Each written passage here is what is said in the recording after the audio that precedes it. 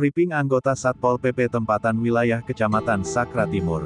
Kantor Camat Sakra Timur Kecamatan Sakra Timur, menerima kunjungan dari Satpol PP Kabupaten, Selasa, tanggal 30 Agustus tahun 2022, di mana ini merupakan rutinitas kontrol dan pemantauan terhadap anggota Satpol PP tempatan, yang ada di Kecamatan Sakra Timur. Dalam kesempatan ini, melalui Kanit Provos Satpol PP Kabupaten Lombok Timur, Bapak Bilal Marzan, memberikan arahan dan pengarahan terkait tugas dan fungsi pokok Satpol PP, serta kinerja dan kedisiplinan yang perlu dipegang oleh semua anggota Satpol PP. Adapun Satpol PP tempatan yang ada di Kecamatan Sakra Timur berjumlah 19 orang yang dibriefing, dengan formasi penempatan 10 orang di 10 desa, bersama Babinsa dan Polmas, anggota Satpol PP membantu desa dalam menjaga keamanan, ketentraman dan ketertiban di masyarakat wilayah binaannya masing-masing. Sedangkan yang 9 orang, ditugaskan sebagai cadangan dalam tugas, apabila dibutuhkan sewaktu-waktu oleh pimpinan kecamatan. Sejarah singkat Satuan Polisi Pamong Praja. Polisi Pamong Praja didirikan di Yogyakarta pada tanggal 3 Maret tahun 1950 dengan moto, Praja Wibawa, untuk mewadahi sebagian ketugasan pemerintah daerah. Sebenarnya ketugasan ini telah dilaksanakan pemerintah sejak zaman kolonial.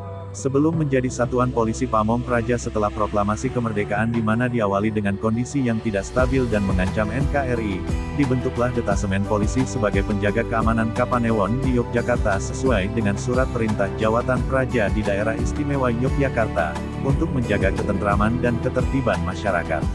Pada tanggal 10 November tahun 1948, lembaga ini berubah menjadi Detasemen Polisi Pamong Praja. Di Jawa dan Madura Satuan Polisi Pamong Praja dibentuk tanggal 3 Maret tahun 1950.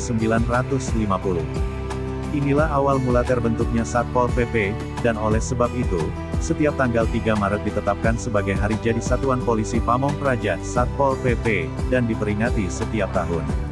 Pada tahun 1960, dimulai pembentukan Kesatuan Polisi Pamong Praja di luar Jawa dan Madura, dengan dukungan para petinggi militer Angkatan Perang. Tahun 1962, namanya berubah menjadi Kesatuan Pagar Baya untuk membedakan dari Korps Kepolisian Negara seperti dimaksud dalam UU No. 13/1961 tentang pokok-pokok kepolisian. Tahun 1963, berubah nama lagi menjadi Kesatuan Pagar Praja 6. Istilah Satpol PP mulai terkenal sejak pemberlakuan UU No. 5/1974 tentang pokok-pokok pemerintahan di daerah. Pada pasal 86(1) disebutkan, Satpol PP merupakan perangkat wilayah yang melaksanakan tugas dekonsentrasi. Saat ini UU 5/1974 tidak berlaku lagi, digantikan UU No. 22/1999 dan direvisi menjadi UU No. 32/2004 tentang pemerintahan daerah. Dalam pasal 148 UU 32/2004 disebutkan, Polisi Pamong Praja adalah perangkat pemerintah daerah dengan tugas pokok menegakkan perda, menyelenggarakan ketertiban umum dan ketentraman masyarakat sebagai pelaksanaan tugas desentralisasi. Secara garis besar, tugas dan fungsi Satpol PP antara lain mengacu kepada Peraturan Pemerintah Nomor 6 Tahun 2010 tentang Polisi Pamong Praja. Satuan Polisi Pamong Praja sebagai perangkat daerah mempunyai tugas menegakkan peraturan daerah dan menyelenggarakan ketertiban umum dan ketentraman masyarakat serta perlindungan masyarakat. Untuk menjalankan tugasnya, Satuan Polisi Pamong Praja mempunyai fungsi 1. Menyusun program dan pelaksanaan penegakan peraturan daerah, penyelenggaraan ketertiban umum dan ketentraman masyarakat, serta perlindungan masyarakat. 2. Pelaksanaan kebijakan penegakan peraturan daerah dan peraturan kepala daerah.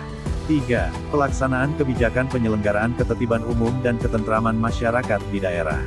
4. Pelaksanaan kebijakan perlindungan masyarakat. 5. Pelaksanaan koordinasi penegakan peraturan daerah dan peraturan kepala daerah, penyelenggaraan ketertiban umum dan ketentraman masyarakat dengan Kepolisian Negara Republik Indonesia, penyidik pegawai negeri sipil daerah, dan/atau aparatur lainnya. 6. Pengawasan terhadap masyarakat, aparatur, atau badan hukum agar mematuhi dan mentaati peraturan daerah dan peraturan kepala daerah dan 7. Pelaksanaan tugas lainnya yang diberikan oleh kepala daerah.